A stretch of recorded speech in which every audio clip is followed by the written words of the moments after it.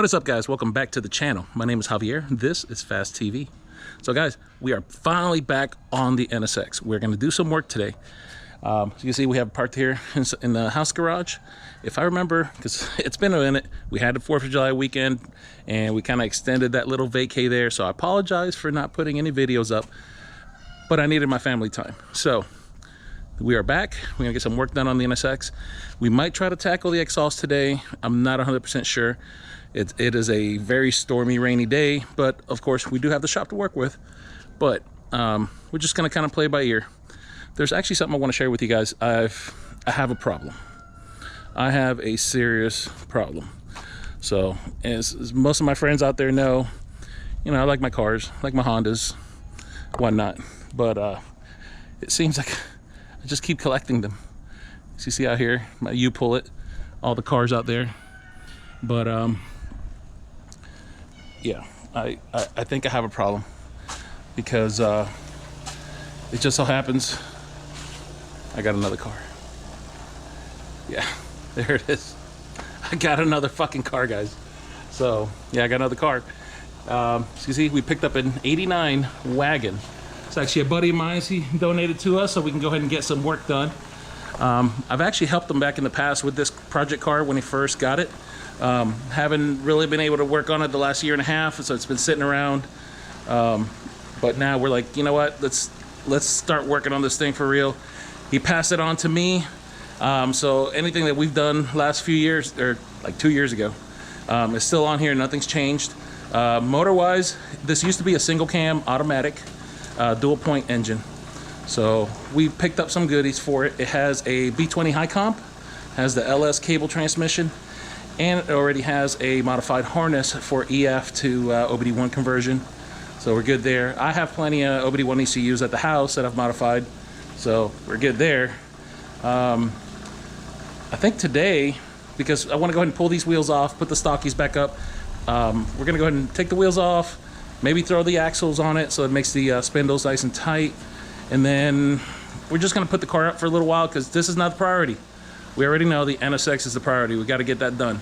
But I want to do kind of a little prep to have this thing on standby so we can go and get it ready. Who knows, maybe by Christmas this will be a Christmas present to myself and just mob this thing around on Christmas time, because the heater works, AC worked, all that worked on this vehicle, and it actually has power steering too. So yeah, 4-door Wago, guys. It's actually in really good shape. The undercarriage is really good. Here, I'll take you with me. Let's go underneath real quick.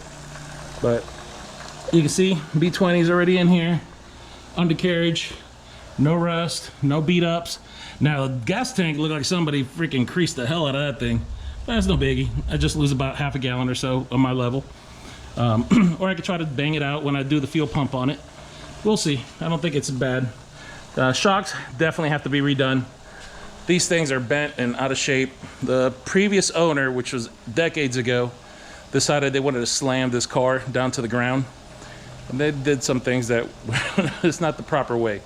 Like they bent these struts to get the car a little lower in the rear. They cut the upper strut hats area, which I'll show you in another video. I won't show you today. I don't know. We'll see. Depends if I bring the car down or not. Another thing is I only brought one battery with me today. So if this battery goes, that's all the video we're gonna get for today. But yeah, the drums were locked up. I actually got Rob helped me get this thing freed up a little bit ago. And now it's time for me. Yeah, now we're gonna, oh yeah, I'll go ahead and show you. Rob's gives me the okay for that. Yep. So on his NSX, it's a fucking beautiful car. We were doing a swaparoo on valve covers. He wanted to upgrade the color. He's had the red valve covers on the NSX for a very long time. It looks really dope in there. It really pops and everything else. But since then, he's had a lot of upgrades. Let me open your door right here. So you can see he has these beautiful, beautiful carbon Kevlar seats. And I don't know if the video will do it because it's a little dark, but you can see it's kind of like a goldish color. So, and of course he already has that goldish color going with his rotors, or his calipers, I mean.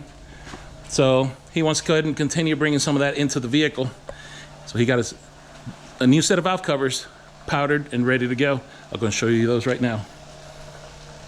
Check that out, guys. That is beautiful. And these were actually powdered here locally, probably like not too far from here, a couple miles up the road. He got them done yesterday? Yep. Yeah, he got them done yesterday, so it was a quick turnaround. And I apologize, I don't remember the name of the shop. Do you remember the name of the shop, Rob? I can't remember the name of the shop, but I am gonna put it down in the link below, and I'm also probably gonna put a little sticker here so you can see where it is. It's over here in Hope, Florida. Beautiful work. Like, I have some pictures too. I'll see if Rob can share them with me of the process of how they went through and got these things done. But guys, the attention to detail is crazy. Look how nice and clean those threads are. And my hands are a little dirty, so I don't want to touch them, but when you flip these valve covers over, it's powdered even all around the edges, so you don't have to worry about it cracking. Most places, they don't powder any of that. He got all those edges done. It is freaking amazing. Yeah, this thing came out beautiful. So today, these are gonna go in here, and then we're gonna put some stocky wheels on that wagon. Oh, here you go. Flow coatings. All right. Thank you, thank you, thank you. Austin is your main guy over there. So you can see, like I said, I'll still put a link down below for you guys to check it out. But Rob's gonna be working on this here in a little bit. He's gotta put the baffles back in, re-gasket everything.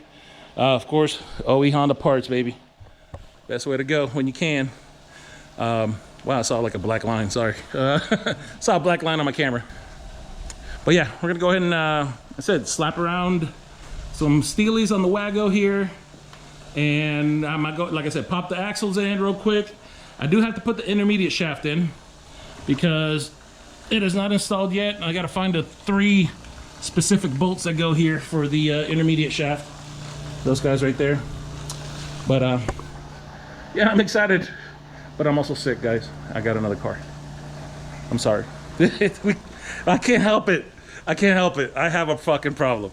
Look, in fact, this is how much of a problem I have. That Rob was nice enough to put a board with all my keys of all my trash that I keep here on his property. Check it out.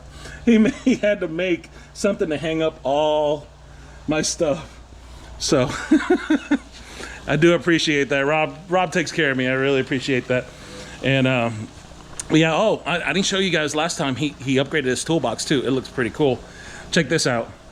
Look at that monster box right there. It's pretty badass. Now, what size is this? 72. It's a 72-incher. So you got the upper hutch on it, and you got your cabinets on the sides. And what is this? Is this actually the U.S. General? Yep. Yep. Harbor Freight. Harbor Freight, baby. Man, this thing is freaking awesome. Let me open it. Oh wow, nice and smooth. Yeah, look at that. Oh, you got a power cabinet too. I forgot, don't you? Yeah. Yeah, check this out. What a freaking power cabinet. Damn. That's what's up. That is dope. I'm gonna crack one of these guys open too. Oh yeah. Nothing in there yet. Nothing yet, but he'll pack those up, I'm sure. That is so cool, dude. Yeah. That's awesome. Now, and then you ended up putting this lighting in? Yep. Okay. Yeah, I did the lighting, and when you close the door, it's got a little switch. Oh, right there, yeah. And it turns it off when it's closed. Sweet. Let's see if it shows. Yep, there it is. Look at that. On, off, on, off. Oh, you did good, bro. Hell yeah. What did this setup set you back so far on this whole toolbox? I mean, if you go to freaking 2,800 $2,800, holy shit. for everything. $2,800 for all of it. The bottom, the hooch, the side cabinets. Yeah. Holy shit. I mean, I'm only saying that because y'all seen my little gray box. It's a little bit shorter than this. It's probably only about the length of this drawer here. 60 inch or something like that, because this is what, 70 or 80? 72. This is 72, so I think mine is maybe a 60 or 61 inch or something like that, and it's a snap-on. That's a $5,000 box. For half, a little bit over half, he has a longer box, the nook area, and your side cabinets. Plenty of room for everything. 10 foot. It's 10 feet total. That is 10 feet total right there, guys. That's fucking awesome.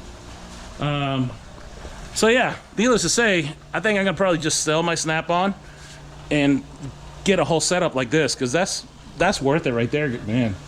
And the quality looks awesome. The color, it's crazy. The color is the same as my Snap-on too. Yep. So, and I know how people talk shit I know how people are like, oh, but it's a snap-on, blah, blah, blah. At the end of the day, it holds your tools. That's all it does. If it doesn't make you money, don't spend that money. A tool, yes, this is something to store your tools. Unless you work with a bunch of thieves, then you got a problem, different problem. Should not be spending $10,000 on a freaking toolbox. That is not the way, guys. You can spend that on actual tools that make you money. On that note, Harbor Freight, if you're out there listening, I'm gonna go and tag you on there. I could definitely use another box here for the shop for myself. I'm ready to get rid of my snap-on and get something big like this. But anyway, I'm blabbing and talking and doing all that cool shit. So it's hot in there. I better get a water, and then let's go ahead and drop the axles on this Wago and get the shit done, so we can roll outside with the rest of the U-Pull-It yard over there. All right, let's get to it. All right, so I'm actually gonna clean these axles up a little bit. Like I was talking about earlier, we're gonna install them in the Wago, but they're pretty dirty. They've been sitting around. You can see it's got a little bit of surface rust and kind of all kinds of shit all over them. So I got my old bucket of scrubs. I'm gonna grab a couple of these, wipe all this stuff down, clean it up real good. Same thing with the intermediate shaft. And then when I get ready to put it in the vehicle, I'll probably just put a little anti-seize on all my threads. That way it goes smooth. I'm not planning on brushing it to like knock the heavy rust. I just want to wipe it, make it clean. I might put a little sandpaper to these, because these are the parts that are actually going to be inside the transmission. Same thing on this side, I might hit it with the brush, but they're not really rusty. It's just dirt more than anything. And clean the boots off a little bit. They've been sitting around, but I'm trying to get this shit put together. So we had to put them on the wagon, put the wagon outside.